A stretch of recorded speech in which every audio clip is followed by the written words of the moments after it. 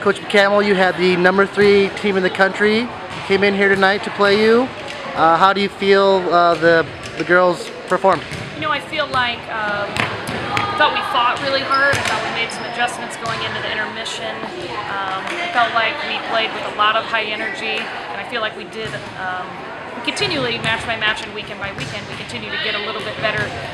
But I think we've just got to really focus on staying that high energy, staying that consistent. You know, if you look at a team that's #3 in the country, you can see that they win games by consistency, and they don't really make many mistakes. And so I think overall, even if I'm happy with the level of play, it would have been nice to see us push a little bit more into set 4 and make some of those adjustments as far as too many net violations and too many service errors. But at the end of the day, we still got a very young team, and it was nice to see us really fight against a team like this is obviously on a national caliber, and obviously everybody could tell they were a very good team, and it was nice to see our freshmen kind of really step up and produce some results that way.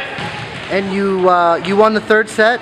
Yes. Can you just kind of describe what was successful in that game? Well, we did make some adjustments coming out of the intermission. We moved our outside hitters. We switched Hannah Redmond and Janelle Strampy in that actual rotation just to get a little bit more offense per se, because we kept getting in. Kept getting stuck in a certain rotation where we just weren't scoring any points.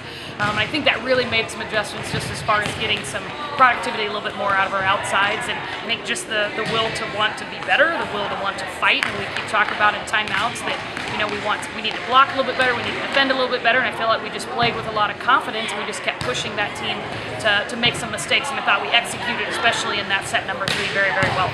And would you consider that a feather in the cap for the Hardrockers? I think so. I think, you know, if you look at our record and we're 4-9, we're now 4-10.